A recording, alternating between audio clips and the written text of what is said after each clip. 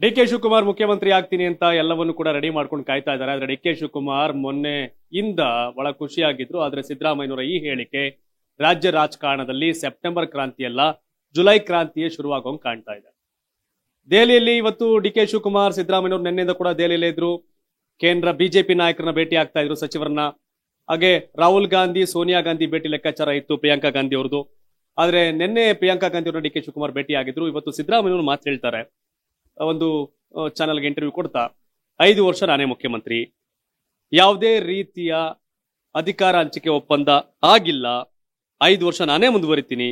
ಡಿ.ಕೆ. ಶಿವಕುಮಾರ್ ಅವರಿಗೆ ಕೆಲವು MLA ಗಳ ಬೆಂಬಲ ಇದೆ ಅನ್ನೋದ್ರ ಮೂಲಕ, ಕೆಲವು MLA ಗಳ ಬೆಂಬಲ ಇದೆ, ಬಹುತೇಕ MLA ಗಳ ಬೆಂಬಲ ನನಗಿದೆ ಅನ್ನೋ ರೀತಿಯ ಹೇಳಿಕೆ ರಾಜ್ಯ ರಾಜಕಾರಣದಲ್ಲಿ ಮತ್ತಷ್ಟು ಮಗದಷ್ಟು, ಅದರಲ್ಲಿ ಕಾಂಗ್ರೆಸ್ ಸರ್ಕಾರದಲ್ಲಿ ಬೆಳವಣಿಗೆ ಕಾರಣ ಆಗಿದೆ.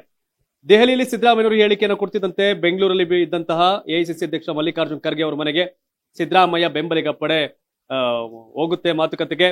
ಬಟ್ ಮಲ್ಲಿಕಾರ್ಜುನ್ ಖರ್ಗೆ ಅವರು ಯಾವುದೇ ವಿಷಯವನ್ನ ಆಚೆ ಪ್ರಸ್ತಾಪ ಮಾಡದಂತೆ ಹೇಳಿ ದೆಹಲಿಗೆ ದಿಢೀರ್ನೆ ಮಲ್ಲಿಕಾರ್ಜುನ್ ಖರ್ಗೆ ಓಡ್ತಾರೆ.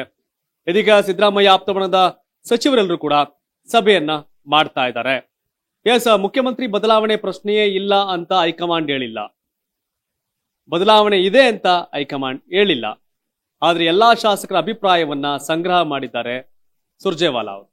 ಸುರ್ಜೇವಾಲಾ ಅವರು ನೀವೇನ್ ಕೆಲಸ ಮಾಡಿದ್ರಿ, ಏನ್ ಸಮಸ್ಯೆ ಅಂತ ಕೇಳಿದಷ್ಟೇ ಅಲ್ಲ, ನೀವು ನಿಮ್ಮ ಬೆಂಬಲ ಯಾರಿಗೆ, ಆದ್ರೆ ಹೈಕಮಾಂಡ್ ನಿರ್ಧಾರ ಏನೇ ಆಗಿದ್ರು ಅದರ ಪರವಾಗಿ ನೀವು ನಿಲ್ಲಬೇಕು ಅನ್ನೋ ಸಂದೇಶವನ್ನ ಸುರ್ಜೇವಾಲಾ ಕೊಡ್ತಿದ್ದಂಗೆ ಈ ವಿಷಯ ಸಿದ್ದರಾಮಯ್ಯ ಆಪ್ತ ಶಾಸಕರು ಸಿದ್ದರಾಮಯ್ಯ ಅವರ ಕಿವಿಗೆ ಮುಟ್ಟಿದ ಮೇಲೆ ಸಿದ್ದರಾಮಯ್ಯನವರು ದೆಹಲಿಯಲ್ಲಿ ಕಾರ್ಡ್ ಅನ್ನ ಪ್ಲೇ ಮಾಡಿದ್ದಾರೆ.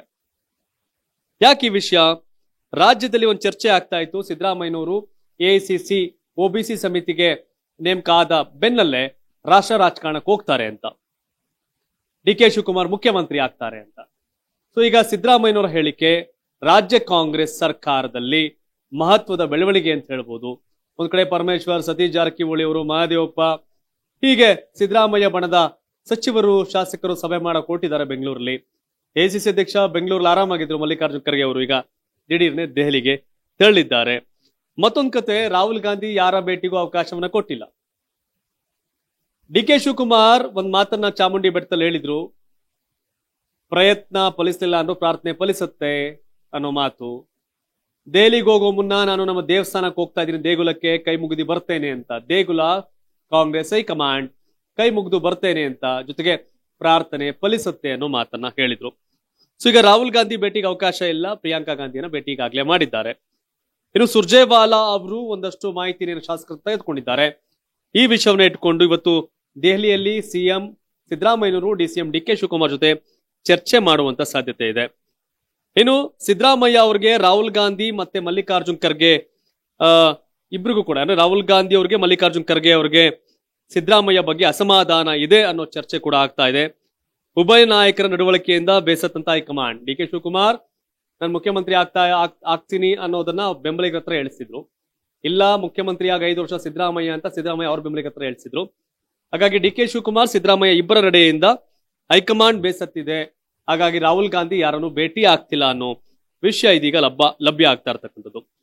ಯಾಕೆಂದ್ರೆ ಡಿ.ಕೆ. ಶಿವಕುಮಾರ್ಗೆ ಕೆಲವು ಶಾಸಕರ ಬೆಂಬಲ ಇದೆ ಅನ್ನೋ ಸಿದ್ದರಾಮಯ್ಯನವರ ಹೇಳಿಕೆ, ನನ್ಗೆ ಫುಲ್ ಸಪೋರ್ಟ್ ಇದೆ ಅನ್ನೋ ಅವಿನೇರವಾದಂತ ಹೇಳಿಕೆ, ಮತ್ತೆ 5 ವರ್ಷ ನಾನೇ ಮುಖ್ಯಮಂತ್ರಿ ಅನ್ನೋ ಮಾತಿದೆಯಲ್ಲ, ಅದು ಕಾಂಗ್ರೆಸ್ ಹೈಕಮಾಂಡ್ ಹೇಳಬೇಕಾದಂತ ಮಾತು. ಹೈಕಮಾಂಡ್ ನಿರ್ಧಾರಕ್ಕೆ ಬದ್ಧ ಆಗಿರ್ಬೇಕಾದಂತ ಸನ್ನಿವೇಶದಲ್ಲಿ ಹೈಕಮಾಂಡ್ ನಿರ್ಧಾರಕ್ಕಿಂತ ಸೂಚನೆಯನ್ನ ಮೀರಿ ಈಗ ಸಿದ್ದರಾಮಯ್ಯ ಹೇಳಿಕೆಯನ್ನು, ಯಾಕಂದ್ರೆ ನಾಯಕತ್ವ ಸಂಬಂಧಪಟ್ಟಂಗೆ ಯಾರು ಹೇಳಿಕೆಯನ್ನು ಕೊಡಂಗಿಲ್ಲ ಅಂತ ಹೈಕಮಾಂಡ್ ಸಂದೇಶ ಇತ್ತು. ಆದ್ರೆ ಅದನ್ನೂ ಮೀರಿ ಸಿದ್ದರಾಮಯ್ಯ ನಾನೇ 5 ವರ್ಷ ಅನ್ನೋದ್ರ ಮೂಲಕ ಕಾಂಗ್ರೆಸ್ ಅಲ್ಲಿ ಮತ್ತೊಂದು ಸುತ್ತಿನ ರಾಜಕೀಯ ಕ್ರಾಂತಿ ಕಾರಣ ಆಗಿದ್ದಾರೆ ಅಂತ ಹೇಳ್ಬೋದು. ಇನ್ನು ಬೆಂಗಳೂರಲ್ಲಿ ಕೂಡ ನಾನಾಗ್ಲಿ ಹೇಳಿದಂತೆ ಸಭೆಗಳು ನಡೀತಾ ಇದೆ. ಸದಾಶಿವನಗರ ಮಲ್ಲಿಕಾರ್ಜುನ್ ಖರ್ಗೆ ನಿವಾಸಕ್ಕೆ ಬಹಳ ಜನ ಬಂದಿದ್ರು. ಈಗ ಸಿದ್ದರಾಮಯ್ಯನವರು ಈ ರೀತಿ ಹೇಳಿಕೆ ಕೊಟ್ಟ ಬೆನ್ನಲ್ಲೇ ಡಿ.ಕೆ. ಶಿವಕುಮಾರ್ ಪರವಾಗಿ ಕೂಡ ಒಂದಷ್ಟು ಹೇಳಿಕೆಗಳು ಬರ್ತಾ ಇದೆ. ನೊಣವಿನಕೆರೆ ಶಿವಯೋಗೇಶ್ವರ ಸ್ವಾಮೀಜಿ, MLA ಅಲ್ಲ ಇವರು, ಅದೇ ಸ್ವಾಮೀಜಿ, ಡಿ.ಕೆ. ಶಿವಕುಮಾರ್ ನಂಬುವಂತ ಸ್ವಾಮಿಗಳು. ಡಿ.ಕೆ. ಶಿ ಅವರು ರಾಜ್ಯದ ಜನರಿಗಾಗಿ ಹಗಲಿರುಳು ಶ್ರಮಿಸಿದ್ದಾರೆ. ಅವರ ಕೆಲಸಕ್ಕೆ ರೈತರು ಮತ್ತು ಸಾಮಾನ್ಯ ಜನತೆಯ ಬೆಂಬಲವಿದೆ. ಈ ಅವಧಿಯಲ್ಲಿ ಅವರು ಮುಖ್ಯಮಂತ್ರಿಯಾಗಿ ಅಧಿಕಾರ ಸ್ವೀಕರಿಸುತ್ತಾರೆ ಅಂತ ಹೇಳಿದ್ದಾರೆ. ಗುರುಪೂರ್ಣಿಮೆಯ ದಿನದಂದು ನೊಣವಿನಕೆರೆ ಶ್ರೀಗಳ ಆಶೀರ್ವಾದ, ಶಿವಯೋಗೇಶ್ವರ ಸ್ವಾಮೀಜಿ ಭವಿಷ್ಯದಿಂದ ಡಿ.ಕೆ. ಶಿವಕುಮಾರ್ ಅಭಿಮಾನಿಗಳು ಖುಷಿಯಾಗಿದ್ದಾರೆ. ಆದ್ರೆ ಈ ವಿಷಯ ಹೇಳಬೇಕಾಗಿರೋದು ಕಾಂಗ್ರೆಸ್ ಹೈಕಮಾಂಡ್ ಸ್ವಾಮೀಜಿಗಳಲ್ಲ. ಯಾಕಂದ್ರೆ ಶಾಸಕರ ಬಲ ಇಲ್ಲ ಅಂದ್ರು ಕಾಂಗ್ರೆಸ್ ಅಲ್ಲಿ ಮುಖ್ಯಮಂತ್ರಿ ಆದವರು ಬಹಳಷ್ಟು ಜನ ಇದೆ. ಶಾಸಕರ ಬೆಂಬಲದಿಂದನೇ ಮುಖ್ಯಮಂತ್ರಿ ಆದ್ರ ಎಷ್ಟೋ ಜನ ಮುಖ್ಯಮಂತ್ರಿಗಳು ಇಲ್ಲ. ಹೈಕಮಾಂಡ್ ಕಲ್ಚರ್, ಹೈಕಮಾಂಡ್ ಹೇಳ್ದಂಗೆ ಕಾಂಗ್ರೆಸ್ ಅಲ್ಲಿ ನಡೆಯುತ್ತೆ. ಆದ್ರೆ ಹೈಕಮಾಂಡ್ ಮಾತನ್ನ ಮೀರಿ ಒಂದಷ್ಟು ರಾಜಕಾರಣ ಮಾಡಿದ್ರು ಸಿದ್ದರಾಮಯ್ಯನವರು. ಸೊ ಹೀಗಾಗಿ ಸಿದ್ದರಾಮಯ್ಯನವರು ಇದುವರೆಗೂ ತಾಳ್ಮೆಯಿಂದ ಇದ್ರಪ್ಪ, ಯಾಕೆ ಈ ವಿಷಯ ಈಗ ಮಾತಾಡ್ತಿದ್ದಾರೆ ಅನ್ನೋ ಪ್ರಶ್ನೆ ಸಹಜವಾಗಿ ಕಾಡುತ್ತೆ. ಎಲ್ಲೋ ಒಂದ್ ಕಡೆ ಹೈಕಮಾಂಡ್ ನಿಮ್ಮ ಸಮಯ ಬಂತು ಕೆಳಗಿಳಿರಿ ಅಂತ ಸಂದೇಶವನ್ನ ಕೊಟ್ಟಿರಬಹುದು, ಅದನ್ನ ಧಿಕ್ಕರಿಸುವ ದಾಟಿಲಿ ಸಿದ್ದರಾಮಯ್ಯನವರು ಹೇಳಿರ್ಬಹುದು ಅನ್ನೋ ಒಂದಷ್ಟು ಚರ್ಚೆ ಆಗ್ತಾ ಇದೆ. ಸೊ ಹಾಗಾಗಿ ಕೆಲವೇ ದಿನಗಳಲ್ಲಿ ಉತ್ತರ ಸಿಗುವ ಸಾಧ್ಯತೆ ಇದೆ. DK ಶಿವಕುಮಾರ್ ಈ ಬಗ್ಗೆ ತೂಟಿಕ್ ಪಿಟಿಕ್ ಅಂತಿಲ್ಲ, ಮೌನವಾಗಿದ್ದಾರೆ. ಬಿಕಾಸ್ ಅವರೇ ಹೇಳುವಂತೆ ಅವರು ಚೆಸ್ ಆಡ್ತೀನಿ ಅಂತ. ಹಾಗಾಗಿ DK ಶಿವಕುಮಾರ್ ಯಾವ ಪಾನನ ಮೂವ್ ಮಾಡ್ತಾರೆ ಅಂತ ಕಾದ್ ನೋಡಬೇಕು. DK ಶಿವಕುಮಾರ್ ಅವ್ರಿಗೆ ಕೆಲವೇ ಶಾಸಕರ ಬೆಂಬಲ ಇದೆ ಅಂತ ಹೇಳ್ತಾರೆ. DK ಶಿವಕುಮಾರ್ ದೇಗುಲಕ್ಕೆ ಕೈ ಮುಗಿದು ಬಂದಿದ್ದಾರೆ, ಹೈಕಮಾಂಡ್ಗೆ ನಮಸ್ಕಾರ ಮಾಡಿ ಬಂದಿದ್ದಾರೆ, ಪ್ರಾರ್ಥನೆ ಮಾಡಿದ್ದಾರೆ. DK ಶಿವಕುಮಾರ್ ಅವರ ಪ್ರಾರ್ಥನೆ ಫಲಿಸುತ್ತೋ, ಸಿದ್ದರಾಮಯ್ಯ ಅವರ ಈ ಹಠ ಫಲಿಸುತ್ತೋ, ಈ ಮಾತು ಫಲಿಸುತ್ತೋ, ಅವ್ರು ಹೇಳಿದಂಗೆ 5 ವರ್ಷ ಅವ್ರು ಇರ್ತಾರ ಅನ್ನೋದು ಸಹಜವಾದಂತ ಪ್ರಶ್ನೆ. ತಾವೇನ್ ಹೇಳ್ತೀರಿ ಕಾಮೆಂಟ್ ಮಾಡಿ. ಧನ್ಯವಾದ. ಇದು ಕರ್ನಾಟಕ ಟಿವಿ, ಕನ್ನಡಿಗರ ಧ್ವನಿ. ನಾನು 86 kg ಇದ್ದವಳು 71 kg ಬಂದಿದ್ದೀನಿ. ವಯಸ್ಸಾದ್ಮೇಲೆ ಸ್ಮಾರ್ಟ್ ಆಗಿ ಕಾಣ್ತೀರಾ ಅಂದ್ರೆ ಜಿನ್ನಿ. 126 kg ವೇಟ್ ಇದೆ. ನಾವು ಈಗ 114 kg ಲೆಕ್ಕ ಬಂದಿದ್ದೀವಿ. ಯಾವುದೇ ಸೈಡ್ ಎಫೆಕ್ಟ್ ಆಗಿಲ್ಲ. 84 ರಿಂದ 50 kg ಬಂದೆ. ಆಮೇಲೆ ಸಣ್ಣಗೆ ಫಿಟ್ ಆಗಿದ್ದೀನಿ. ಅದಕ್ಕೆ ನಾನು ಯೂಸ್ ಮಾಡ್ತಾ ಇರೋದು ಜೀನಿ ಸ್ಲಿಮ್.